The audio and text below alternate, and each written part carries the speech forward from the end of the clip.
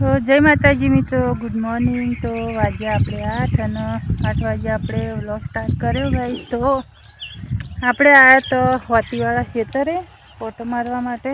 તો પેલા આઈડિયો 6 વીઘા ને પેલી બાજુ આપણે જે 4 કાપલીઓ આપણે હુડી હતી ને એડાની એરા ઢગા આપણે બાળવા આવ્યા તો પણ બાજુ બાજરી વાટેલી પડી તો પૂળા પડ્યા છે બધેલા, એટલે આપણે હાલ હજુ બધે જાય એટલે કીધું હાલ આપણે બાળવા નહીં અને 2 દાડા પછી આવશું એરા પૂળા પૂળા ભરીને લઈ જાય પછી। તો આ બાજુ આપણે કટર માર્યું હતું તો જોવા આવ્યા હતા આપણે। જો તો આયર્યું 4 વીઘા અને વીઘો આયર્યું અને વીઘો એક પેલી બાજુ નેર ઉપર છે ને જીવ પેલું ના એટલે 1.5 વીઘો તો એમ કરીને 6 વીઘા બધું થઈને આયર્યું રોટર માર્યું એર્યું પેલું 4 કાપલ્યું પણ 100 વીઘા રોટર માર્યો હતો વીઘો તો નહોતું મારે એવું રોટર નહોતું માર્યું પડી ગયેલું તો ડાયરેક્ટ કલ્ટી હેડ એવું।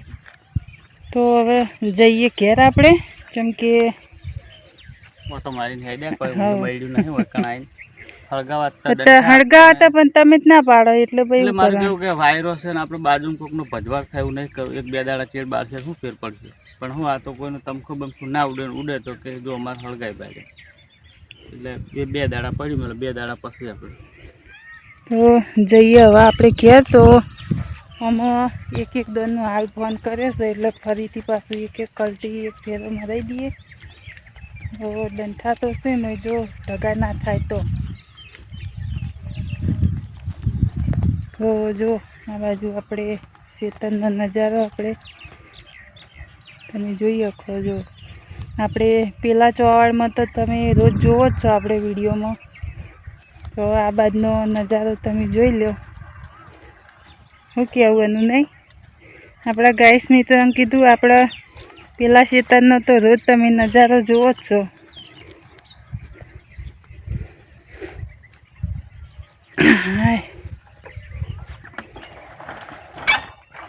ઘોડો વળતો કરે અમારો જો ફૂલસંગી ચલો બોરી।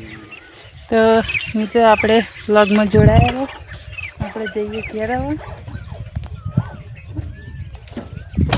બસ જો અત્યારે આપણે વાગી ગયા 6:30 ને 6:30 વાગે હવે ભેંસ દોવાનું કરીએ હવે ગાઈસ। તો આ બાજુ આપણે સાપરું થોડું આપણે સહેલા જેવું કરી છે, આ બાજુ લંબાવ્યું ચમકી નીચે થોડી 4 બાર પડી રહે। તો અમારે ફૂલસંગ પેલી બાજુ હોમાં જેઠે હળગાવી છે બધું, જો બધો આળો પડ્યો હતો ને એટલા માટે બધું હળગાવી। તો આપણે જઈએ બાજુ એના જોડે, તો વ્લોગમાં જોડાઈ રહેજો।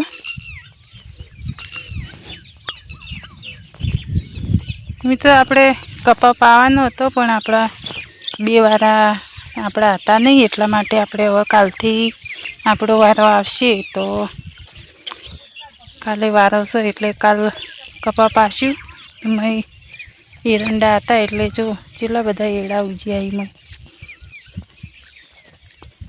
પેલી બાજુ એટલા ચારા રેલો આવતો હતો ને એટલા ચારા પીતા।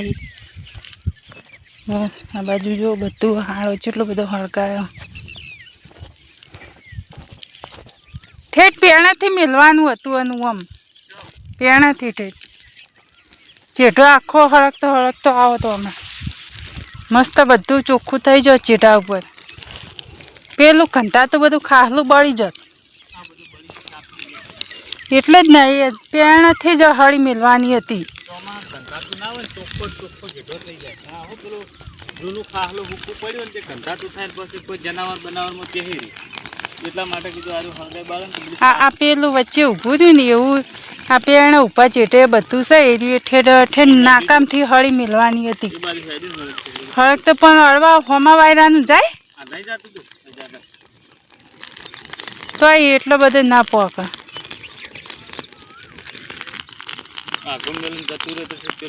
ઓહો હો એ દીનાભાઈ નહીં હળગાવી એ બાજુ વાડે એથી કોઈ ઓમ જાય એવું હોય નહીં। તો ગાઈસ તમે જોઈ શકો જો તો એક દાડો સોટા આવ્યા રાતે એમાં તો બધાને 4 બાર ઢોકીને અને કમ્પ્લીટ કરી દીધી હે. તો આપણે પેલું તાપડું લાવ્યા હતા વાદળી કલરનું એરીએ બોરા ઉપર તો આવ્યું નહીં, તો બોરા ઉપર 2 બોરા ઉકાળા દેખાય છે મને તો એવું લાગે. જો એટલું પાછું કોક ઢોકવું પડશે બીજું. મારા ફૂલસેમ પેલી બાજુ કીધું એટલે ઈકન હળી મેળવા જાય. જો કેમ કે આ પેલું ઘંટાતું ખાહલું આવી ગયું હોય ને તો બધે ખેતરમાં એવું ઘંટાતું ખાહલું થાય એટલે એના હાથ આપણે 4 વાઢીએ ને તો આમ કડવા ઝેર. અને અમારા આ ભેંસને અમે વાઢીને નાખીએ છીએ ને તો એ 4માં આવે ને અમુક 4 વાઢીએ છીએ એટલેથી તો ખાટું બળે એકદમ દૂધે કડવું ઝેર થઈ જાય. 3-4 દાડા એવું અંદર 4માં આવે ને ખાય ને તો દૂધ પણ કડવું ઝેર થઈ જાય એકદમ. એટલા માટે થઈને એવું ખાહલું એર્યું કોઈ નહીં બકરા ખાતો કે નહીં બીજું કોઈ ખાતું. એટલે આવ્યું ને ખાહલું આવ્યું છે બિયારણ ચોથી આવ્યું એ જ ખબર નહીં. તો બધે અત્યારે આ બધા ખેતર જો જશે ને આખા મલકમાં બધે ફેદાઈ ગયું છે આ બિયારણ. તો જેઠા ઉપર પણ વધારે હતું એટલા માટે ફૂલસંગને કીધું હળી ચોપી દો એકન ઠેઠથી, એટલે જે અંદર બિયારણ બીજું ગરી હોય ને એ પણ બળી જાય. તો આપણે ચલો જઈએ હવે ભેંસ આપણે દોઈ લઈએ. હવે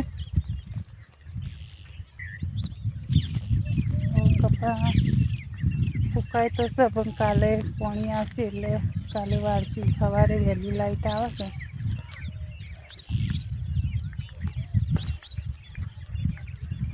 હવે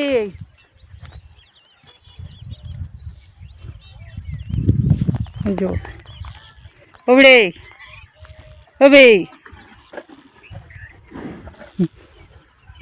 ગોડી હું આવું હા તને જોવા. હા જો ઓને ગાઈસ આલ્યા જેવી કરી છે આજે. તો ગરાગ હતા એટલે સવારે બોનું આલીને જાય. તો હવે એને એમ કીધું છે કે 2 દાડા વળકણ ઊભી રાખો, પણ આપણે 2 દાડા સુધી ઊભી રાખવાની નહીં, હાલ દેવાની છે.